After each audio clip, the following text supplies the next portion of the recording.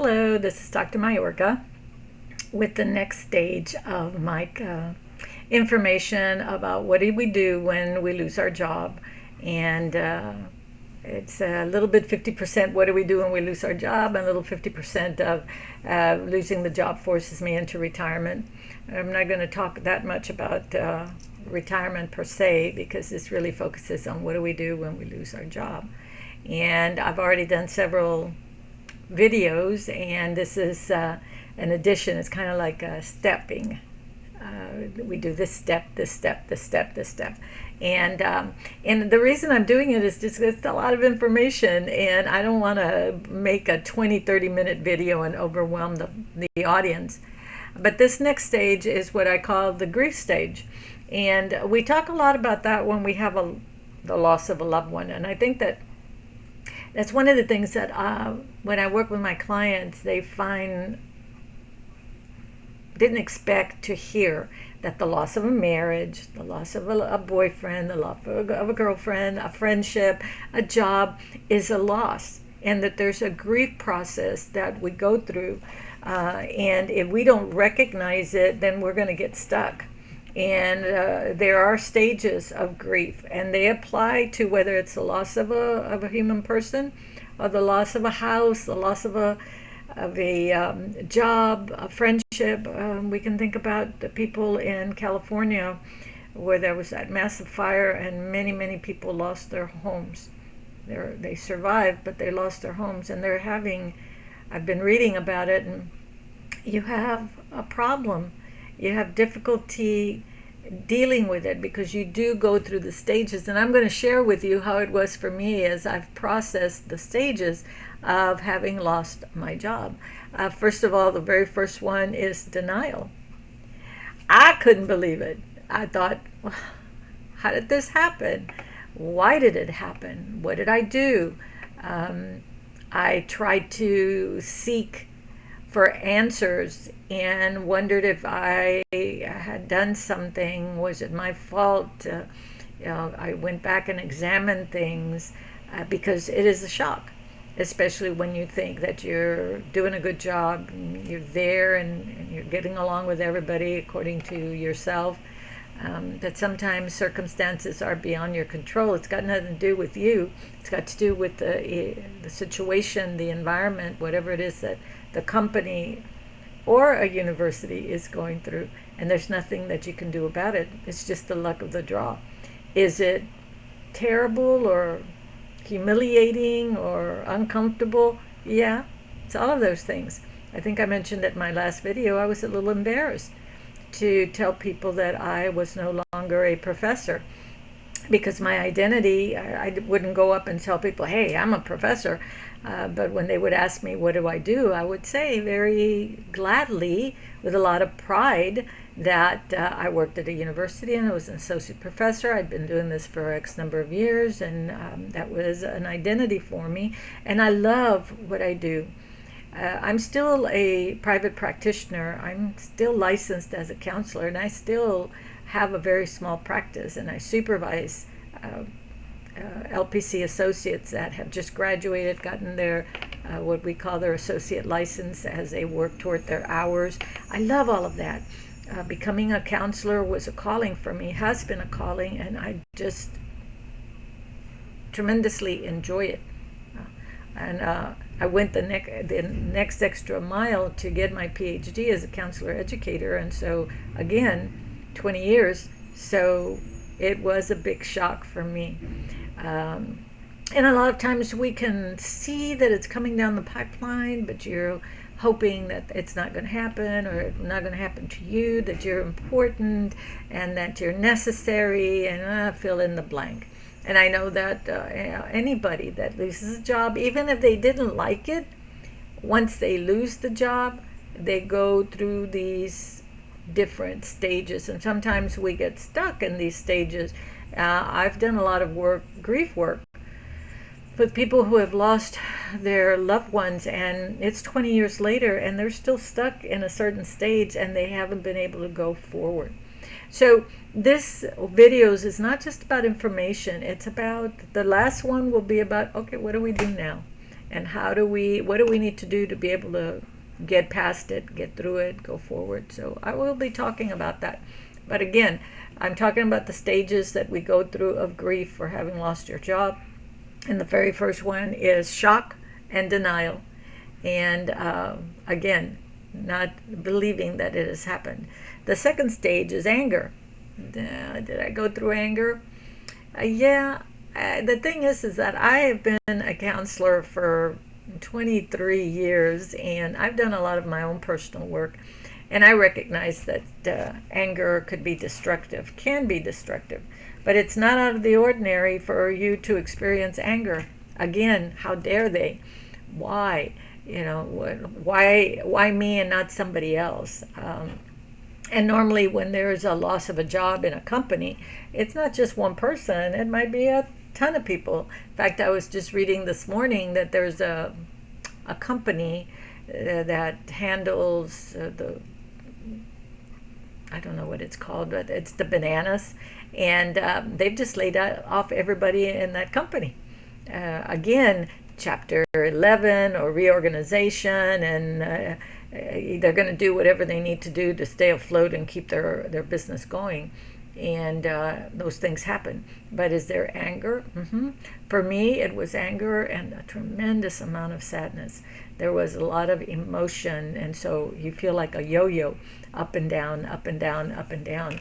The thing is to recognize that this is part of the process, and that you become irritated, you become irritable, you maybe bark at people, or you don't want to talk to people, and there's a whole bunch of things that occur emotionally inside of you.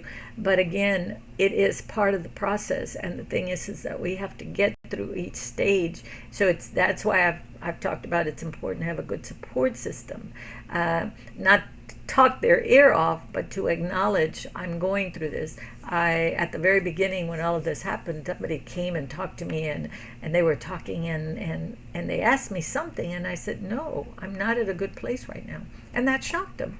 They thought, oh my God, well, what's not at a good place? You're always at a good place, because they've known me for a long time, and I'm always, like I said, a problem solver or a plan of action. But at that moment, I didn't feel like it. And there are moments since this all happened that today's a good day, and later it's not such a good day, and then the next day it's not a good day, and later in the day it becomes a good day. And so you yo-yo a lot with emotions, and recognize that that's exhausting. And so I find myself resting a lot, or taking care of myself, acknowledging it. One of the things that we do to harm ourselves is not acknowledge that we're going through the, keep a stiff upper lip, keep going. Let's pretend everything's okay. It doesn't work. It will work against you. So when you're sad, say that you're sad. When you're mad, say that you're mad. When you're unhappy or feeling emotional about it, when it all comes tumbling out in a moment, you start thinking about it, say it. Even if it's just out to the world or out into the air, if nobody is around you, acknowledge it to yourself. You'll be surprised how it tends to soften things for you. And then the third thing is a bargaining. Oh, I bargained within myself. I even tried to bargain with some of the people that at the facility. I offered, can I do this? Can I do that? To keep my foot in the door, whatever. And you'll find this bargaining stage, which is the third stage, is something that we also do when we've lost a loved one, or we know that we're going to lose a loved one. We'll bargain with our higher power, be it God, be it the heavens, whatever your higher power is. But we do bargain. And we'll try to, this is something that we need to recognize. We think that we need to make it be the way it was because that was good. At that moment it was good. But again, as we go further along with my next videos, I'll talk about the opportunity for a change and the opportunity for personal and professional growth. Because I can see that in my future I have a lot to offer, And so this is an opportunity for personal and professional growth. I don't know exactly how I will do it, but I will. And so the recognizing that we may bargain, but we also need to think, instead of bargaining, let me look at what else I can do that could enhance what I have been doing. But bargaining is part of the process. And then, poof, the emotions. For me, they started right away. I began to flip flop with my emotions, but depression can set in, and it can be very debilitating. And that's when we need to recognize: do I need to go speak to someone? Do I? If you're a go-getter and you are the one that is the one that's always fixing things or plan of action, you're going to try to handle this by yourself. I can do it. I'm okay. And that's when we get into problems, because sometimes acknowledging that you can't makes you stronger, not weaker. Okay?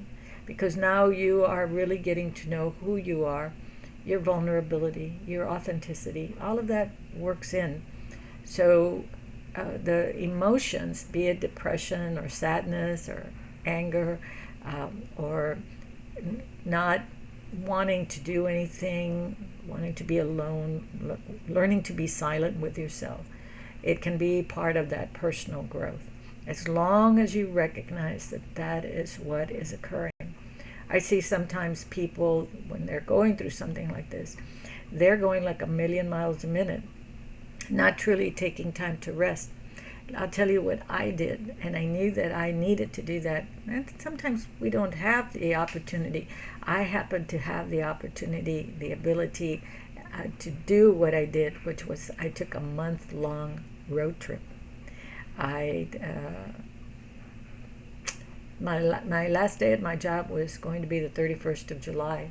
So I left the week before, and I plotted out a circular trip, and I began to experience peace and quietness and silence, and recognize that, man, I was going really fast for a long time.